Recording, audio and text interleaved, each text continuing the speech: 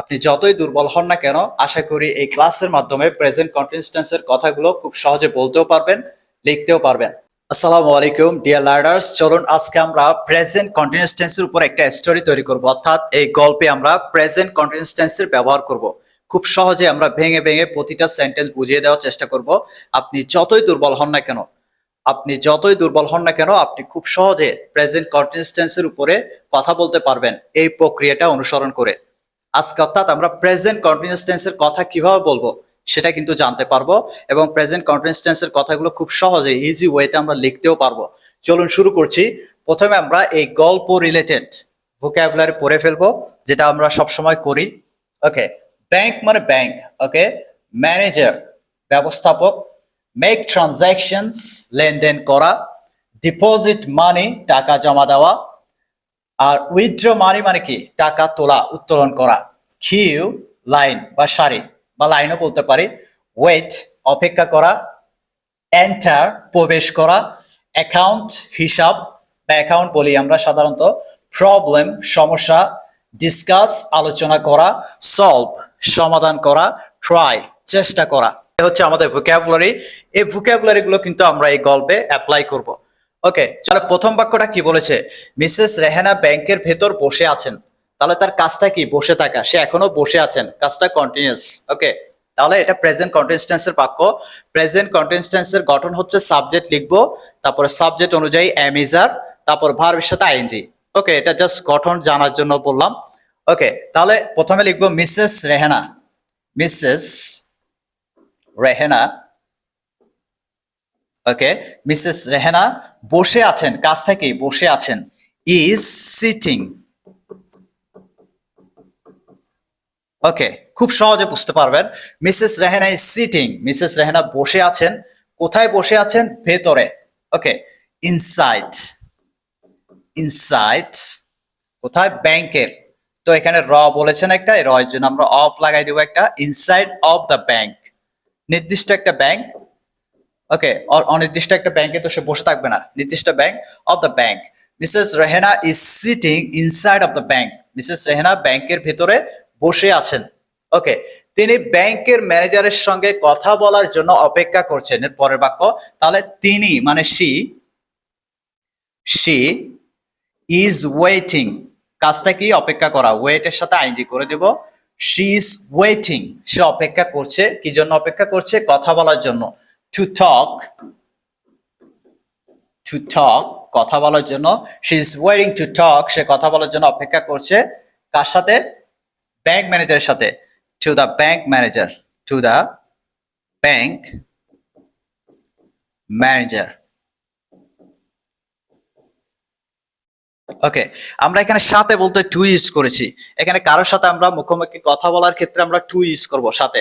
আমি তার সাথে কথা বলছি, I am talking to him. সে আমার সাথে কথা বলছে, she is talking to me. Okay, তাহলে সাথে বলতে এখানে টু ব্যবহার করলাম। She is waiting to talk to the bank manager, সে অপেক্ষা করছে ব্যাংক ম্যানেজারের সাথে কথা বলার জন্য, অপেক্ষা করছে বা কথা বলতে অপেক্ষা করছে।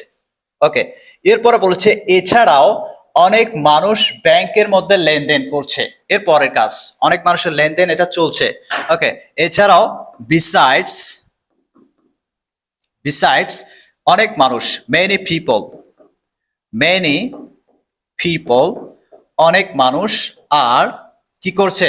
লেনদেন করছে। আর মেকিং ট্রানজাকশনস, মেকের সাথে আইনজি করে দিব, are making transactions.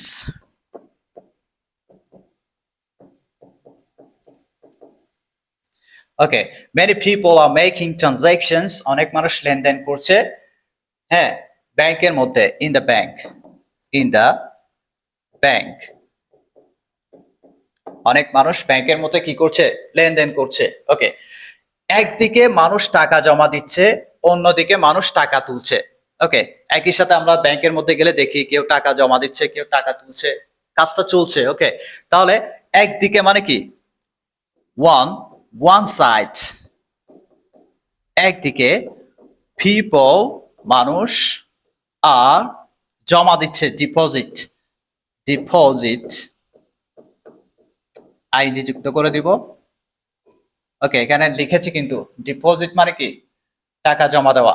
one side people are depositing, মানুষ টাকা জমা দিচ্ছে। তারপর হচ্ছে অন্যদিকে, on the other side, on the other side, আমরা on the other hand ও বলতে পারি। on the other side, অন্যদিকে মানুষ টাকা তুলছে, people are withdrawing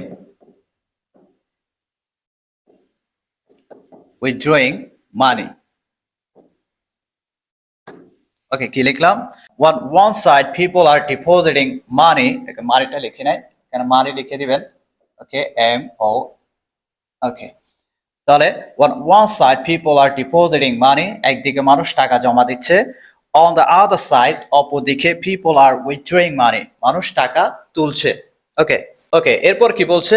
সবাইকে লাইনে দাঁড়াতে বলা হচ্ছে। এই বিষয়টা খেয়াল করেন, সবাইকে লাইনে দাঁড়াতে বলা হচ্ছে। এই বাক্যটা কিন্তু প্যাসিভ বাক্য, অর্থাৎ লাইনে দাঁড়াতে বলা হচ্ছে, এখানে কাজটা হচ্ছে বলা হচ্ছে। কে বলতেছে? সে কিন্তু সাবজেক্টে নাই। কাদেরকে বলতেছে? সবাইকে। কিন্তু বলার কাজটা কে করতেছে? সে সাবজেক্টে নাই, এজন্য প্যাসিভ। আর প্যাসিভের স্ট্রাকচার, সাবজেক্ট লিখবেন, অ্যামিজার লিখবেন সাবজেক্ট অনুযায়ী, তারপরে বিং, বিইআইএনজি, বিং, এরপরে ভার্বটা পাস্ট পার্টিসিপাল ফর্ম। তাহলে সবাইকে লাইনে দাঁড়াতে বলা হচ্ছে। তাহলে everyone is, everyone এর সাথে is হবে, everyone is being asked, বলা বলতে asked ইউজ করব এখানে। ওকে, everyone is being asked, সবাইকে বলা হচ্ছে to stand in line, সারিতে দাঁড়াতে বলা হচ্ছে, অথবা কিউ লিখতে পারেন, in queue or in line। ওকে, তারপর কি বলেছে? কিন্তু কেউ কথা শুনছে না,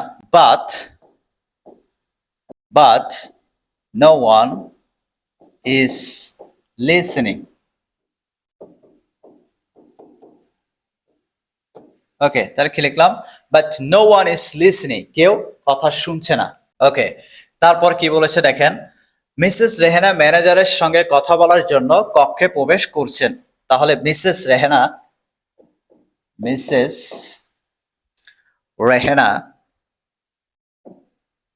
প্রবেশ করা মানে কি? এন্টার, আমরা পড়ছিলাম। আর প্রবেশ করছে, is entering. Mrs Rehena is entering, প্রবেশ করছে। Mrs Rehena is entering the room. এখানে ইনটু দিতে হবে না, এন্টার যেহেতু ব্যবহার করেছি। এন্টার বলতে কোনো কিছুর মধ্যে প্রবেশ করাকে বোঝাচ্ছে।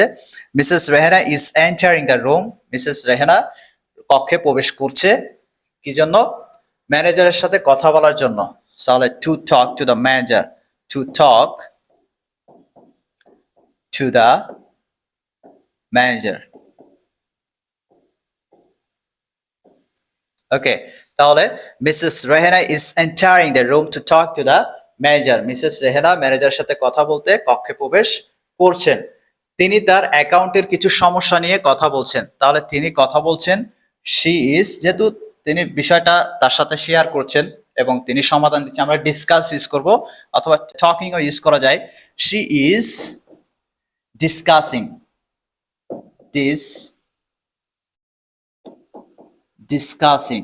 শি ইজ ডিসকাসিং, সে কথা বলছে কিছু সমস্যা, সাম প্রবলেমস।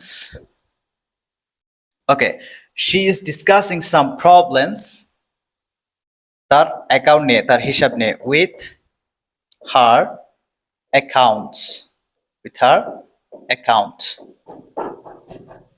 আসতেছে। Some problems with her account, তার হিসাব নিয়ে, তার হিসাবের কিছু সমস্যা নিয়ে তিনি ম্যানেজারের সাথে কি করছেন? কথা বলছেন। ওকে, ম্যানেজার রেহেনা ম্যাডামের সমস্যা সমাধান করার চেষ্টা করছেন। তাহলে দ্য ম্যানেজার চেষ্টা করছেন, চেষ্টা করা, try, is trying, the manager is trying,